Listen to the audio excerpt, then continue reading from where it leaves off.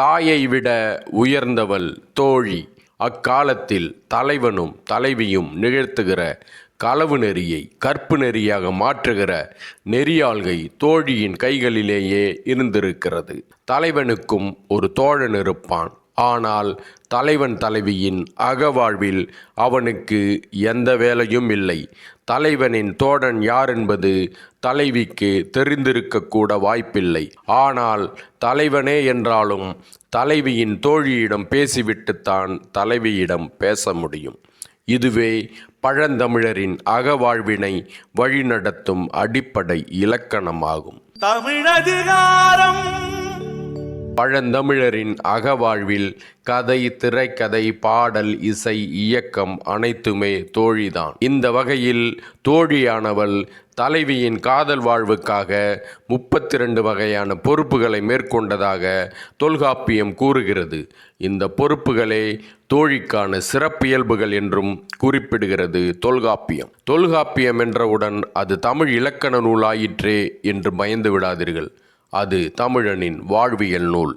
தமிழனின் மொழி, பண்பாடு அனைத்தையும் காப்பதற்காக உருவாக்கப்பட்ட காப்பு நூல். தொல்காப்பியம் கூறும் வழிமுறைகளின் மூலமே பல்லாயிரம் ஆண்டுகளாக நம் தமிழ் மொழி வளர்ச்சி பெற்றும் சிதைந்து விடாமல் காப்பாற்றப்பட்டும் வந்தது. ஆனால் பழந்தமிழ் காலத்தில் ஒவ்வொரு தமிழனின் வாழ்வோடும் கலந்திருந்த இந்த நூலை ஆரியமும் அதனை தொடர்ந்து வந்த தமிழர்கள் அல்லாத ஆட்சியாளர்களும் திட்டமிட்டு நம்மிடமிருந்து விலக்கி வைத்து விட்டனர். குறிப்பாக தொல்காப்பியத்தையும் நம் சங்க இலக்கியங்களையும் நமக்கு கற்பித்து வந்த புலவர்களை ஆதரிக்காமல் புறக்கணித்து ஒழித்து விட்டனர்.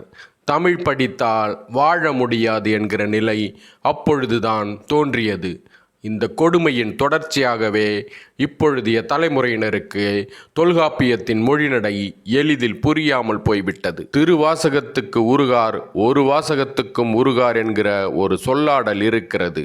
தொல்காப்பியத்தை மட்டும் நீங்கள் படிக்க தொடங்கிவிட்டால் திருவாசகத்துக்கு உருகாதவரும் தொல்காப்பியத்துக்கு உருகுவார் என சொல்வீர்கள். அந்த தொல்காப்பியம் சொல்கிற தோழியின் 32 சிறப்பியல்புகளில் சிலவற்றை பற்றி பார்ப்போம். தலைவியின் செயல்பாடுகளில் ஏற்பட்டிருக்கிற மாற்றங்களை வைத்து தலைவிக்கு யார் மீதோ காதல் வந்திருக்கிறது என்பதை உணர்ந்து கொள்வதே தோழியின் முதன்மை சிறப்பாகும். காதல் வந்துவிட்டால் தலைவியிடம் 7 வகையான மாற்றங்கள் ஏற்படும் என்கிறது தொல்காப்பியம்.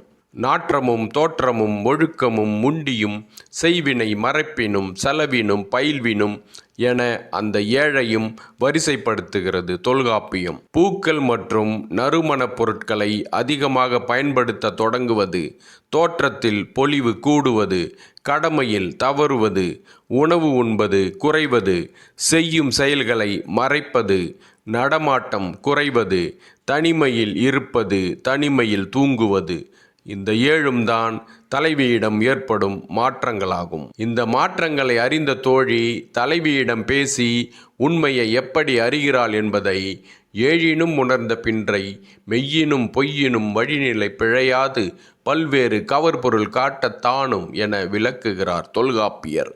தலைவியிடம் 7 மாற்றங்களை உணர்ந்தவுடன் எது உண்மை எது பொய் என்பது தெரியாதவாறு இரண்டையும் கலந்து பேசி தன்னுடைய திறமைகள் அனைத்தையும் காட்டி தலைவியின் வாயை கிளறி அவள் வாயாலேயே உண்மையை அறிந்து கொள்வாளாம் தோழி. அத்துடன் தலைவி மீது காதல் கொண்ட தலைவனானவன் தலைவியின் மனத்தை பற்றி தெரிந்து கொள்ள முதலில் தோழியின் உதவியைத்தான் நாட வேண்டும். அப்படி நாடி வரும் தலைவனை தெரியாதவன் போல முதலில் தவிர்ப்பாள் தோழி. தலைவி மீது அவனுக்கு எத்தகைய காதல் இருக்கிறது என்பதை அறிந்து கொள்வதற்காகவே தன்னிடம் பேச வரும் தலைவனை பல முறை தவிர்த்த தோழி இறுதியாக அவனிடம் உரையாடுவாள். தலைவியை அவன் திருமணம் செய்து கொள்ள விரும்புகிறானா என்பதை உறுதி செய்து கொள்வாள். அதன் பிறகு தலைவன் தலைவியை சந்திக்க வைப்பது முதல் அதற்கான இடம் காலம் தேர்ந்தெடுப்பது வரை அனைத்தையும் தோழியே தீர்மானிப்பாள். தலைவன் தலைவிக்கு இடையே ஏற்படும் இந்த களவு நெறியானது திருமணம் நடந்து கற்பு நெறியாக மாறும் வரை நிகழ்கிற சிக்கல்கள் அனைத்தையும் தோழியே சரி செய்வார். காதல் ஊருக்குள் தெரிந்து அலர் ஏற்படாமல் தடுப்பது தலைவன் தலைவிக்கு இடையே கருத்து வேறுபாடுகள் ஏற்பட்டால் அதை சரி செய்வது உள்ளிட்ட 32 வகையான பொறுப்புகளில் ஒன்றிலிருந்து கூட தோழி பின்வாங்கியதாக ஒரு செய்தி கூட நம் இலக்கியங்களில் இல்லை. தோழியின் இந்த மகத்தான செயல்பாடுகளையே அறத்தொடு நிற்றல் என புகழ்கிறது தொல்காப்பியம். களவு என்கிற அறத்தை வழிநடத்தி கற்பு என்கிற அறமாக்குகிற நம் அகவாழ்வின் முறைக்கு உறுதுணையாக நிற்பதே அறத்தொடு நிற்றலாகும். இதில் தலைவியின் தாயும் செவிலித்தாயும் பங்கு வகித்தாலும் தோழியே பெரும் பங்கு வகிக்கிறாள். அத்துடன் தலைவனுக்கு தோழன் என ஒருவன் இருந்தாலும் அவனுக்கு அறத்தொடு நிற்றலில் எந்த பங்கும் இல்லை. தலைவியிடம் அவன் பேச வாய்ப்பில்லை என்பதையும் தலைவிக்கு அவன் பெயர் தெரியாத வழிப்போக்கன் போன்றவன் என்பதையும் தொல்காப்பியம் பதிவு செய்திருக்கிறது. ஆனால் தலைவியின் தோழி என்பவள் தலைவனுக்கோ அதிகாரம் மிக்க தமக்கை போன்றவள். அவள் சொற்படிதான் அவன் நடந்து கொள்ள வேண்டும். தலைவனுக்கும் தலைவிக்கும் திருமணம் முடிந்து கற்பு வாழ்வு வாழத் தொடங்கிய பிறகும் தோழிக்கான முக்கியத்துவம் குறைவதில்லை. மொத்தத்தில் பழந்தமிழர் அகவாழ்வை சிறப்புற செய்ததில் தோழியே முதன்மையானவளாக திகழ்கின்றாள். அத்தகைய தோழியின் காதல் பற்றி நம் இலக்கியங்கள் பேசவில்லை என்றாலும் தோழியாக இருப்பவளுக்கு காதல் வந்தவுடன் அவளும் தலைவியாகி இருப்பாள் என்றே தோன்றுகிறது.